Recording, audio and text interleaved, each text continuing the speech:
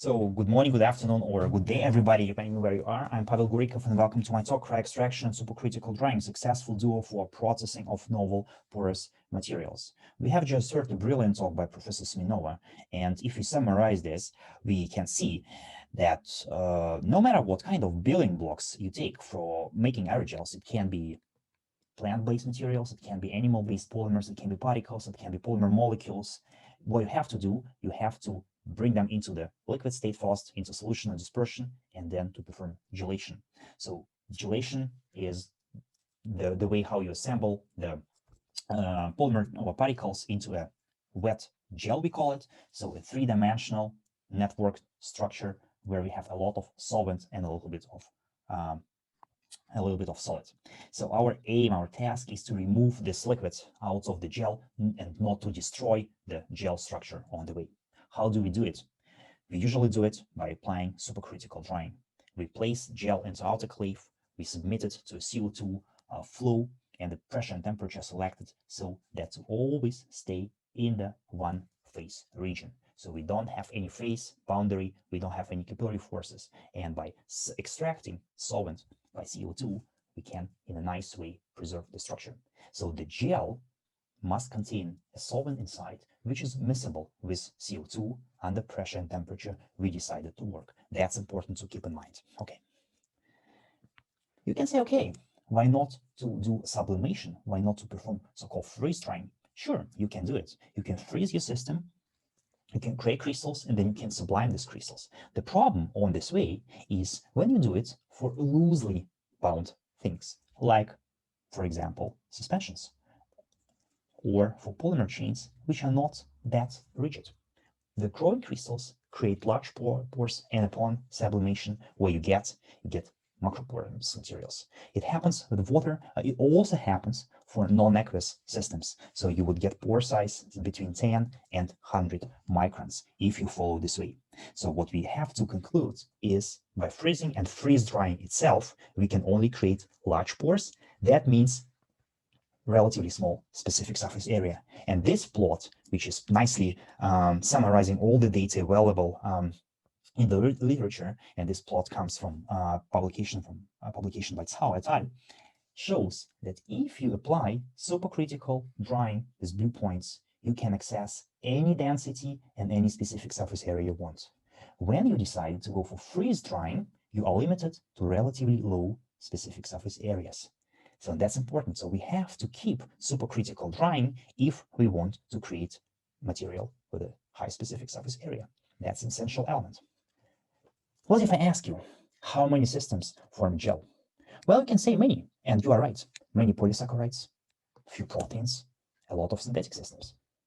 But I can also name many systems which do not form gels. Many synthetic polymers, also biopolymers, also materials which we can summarize or we can call low molecular weight compounds, metal, salts, and similar things. So we don't have chemistry which allows us to perform this transition from a solution to a wet gel. And if we'd like to make aerogels out of such systems, then we have to create a new route. And this route I'd like to present today. We call it cryoextraction plus supercritical drying. Why cryoextraction? I explain in a minute. Supercritical drying, I believe it is clear, so it helps us to preserve the pore structure the best way. In the new route, we take a polymer, we dissolve it in a solvent, and then we freeze the system. We take this frozen monolith and we extract solvent with another solvent. It does not dissolve the polymer matrix, but it does dissolve this solvent here. And then once the solvent is extracted by an anti-solvent, by non-solvent, we perform supercritical drying in the standard way. So what you see that compared to the state of the art, the freezing step is our gelation step.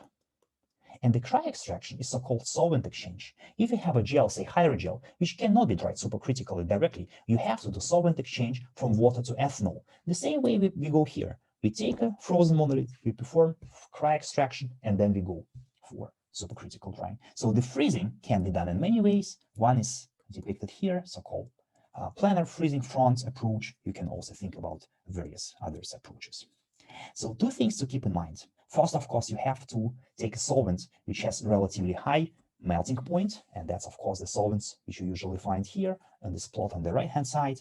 And at the same time, you have to take solvents which dissolve your polymer, and this can be quantified, can be measured, and can be also predicted if you have thermodynamic models. Very thermodynamic models can give you this information, and that's for solvent which dissolves your polymer. Also, you have to select a non-solvent, and of course in this case the affinity between the non-solvent and the polymer should be very low. I just showed this plot for polyacryl nitrile, but you can construct such plots for various pairs you like.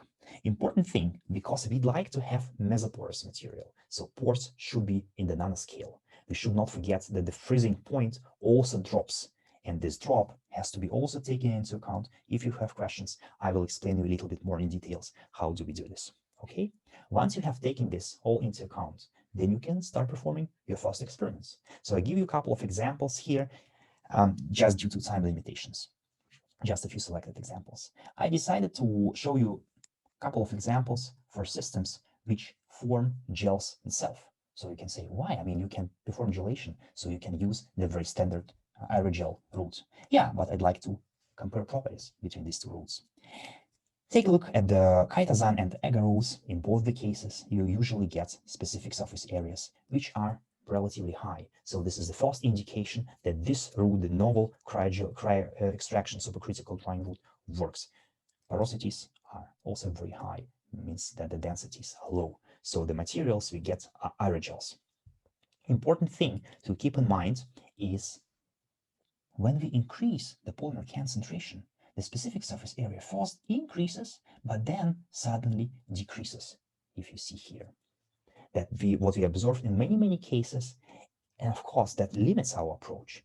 To be able to work with larger concentrations, you have to break relatively dense polymer walls. And we have found a solution which helps us to do so, and the solution is to add a little bit of agent which breaks hydrogen bonds, which does not allow polymer-polymer interactions to dominate. And for agarose and for chitosan, this agent is urea, and urea effectively breaks polymer-polymer aggregation, so that at the end we can approach specific surface area for agarose aerogels processed not via gelation route, but via cryoextraction and supercritical drying, which have specific surface areas comparable to the conventional route. Second example is for polyacryl nitrile. So this polymer cannot form stable gels. So we have never seen before this work how aerogels out of PAN look like. Again, we see here a very typical bell curve. There is an optimal concentration at which we get higher specific surface area. And if we take a look at the microscopy of these materials at 5-8%, what we see is a very typical mesoporous structure. So this shows that also non-gelling materials, and PAN is one example I just explained because we have relatively limited time here, can be processed into porous materials. And of course, this opens up a new pathway towards such materials that cannot be gelled. By the way, for PAN, we use DMSO as a solvent and ethanol as a non-solvent, and we do not use water at all. And in many cases, the separation, the downstream processing of DMSO and ethanol can be easier than downstream processing of water ethanol. So this process is fully water-free process. So it's time to conclude.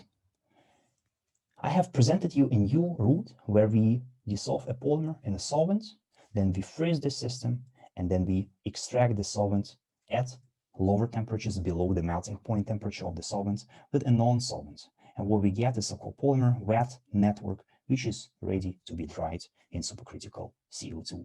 On this way, we get porous materials, which, if we can perform standard way, are comparable in properties with standard aerogels, but also this route allows us to explore fully new materials, like for example PAN. I have not discussed a route which also relies on cryo processes, so-called cryogelation. So if you have questions, you can please ask me. So this route does not lead to mesoporous material, but it also uses supercritical CO2, but leads to a macroporous material. So thank you very much for your attention. I will be happy to answer your questions.